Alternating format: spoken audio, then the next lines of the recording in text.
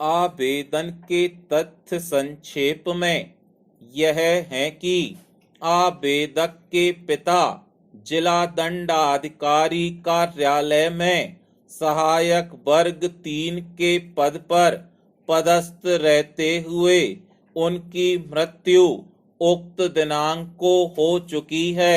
पूर्णविराम आवेदक के अलावा उनका अन्य कोई पुत्र व पुत्री वारिस नहीं है।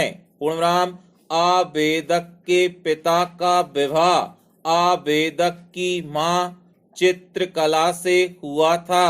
पूर्णविराम वर्ष 2011 में आवेदक के पिता का आवेदक की मां चित्रकला का विवाह विच्छेद हो गया था। पूर्णविराम उसके पश्चात आवेदक के पिता ने दूसरा विवाह रुक्मणी से कर लिया था। पूर्णविराम मृत्यु के समय आवेदक के पिता उक्त कार्यालय में सहायक वर्ग 3 के पद पर पदस्थ थे।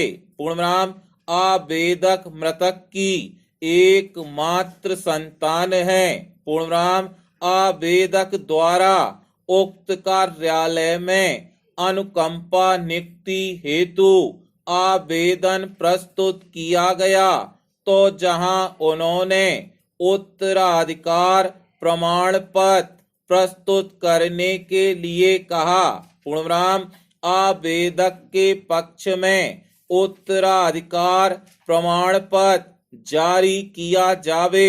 पूर्णविराम प्रचेंज प्रकरण में अनावेदक सर्वसाधारण पर प्रकाशन के माध्यम से आदेश का तामील होने पर भी उसकी ओर से कोई उपस्थित नहीं हुआ है।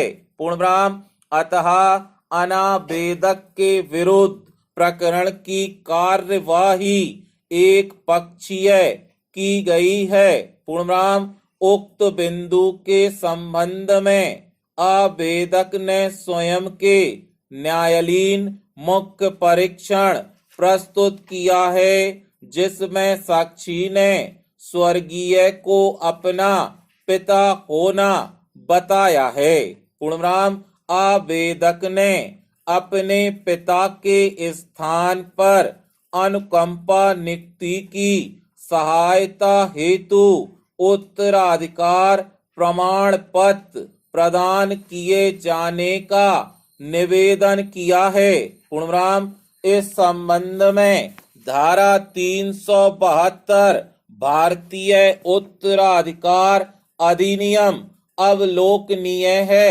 पूर्णविराम प्रचेंज उपरोक्त विधि उपबंध एवं न्याय दृष्टांत में प्रकट किए गए अभिमत से यह स्पष्ट है कि उत्तराधिकार प्रमाण पत्र पक्षकारों के अधिकारों का अवधारण नहीं करता।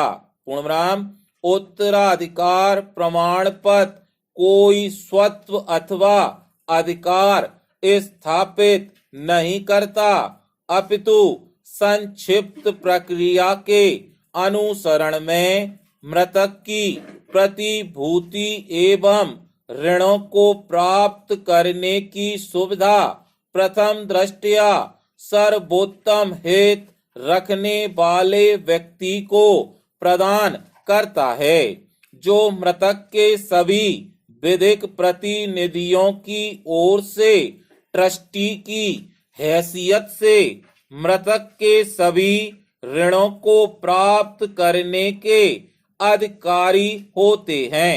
पूर्णविराम हस्तगत प्रकरण में आवेदक ने मृतक की किसी ऋण के संबंध में कोई सहायता नहीं चाही है।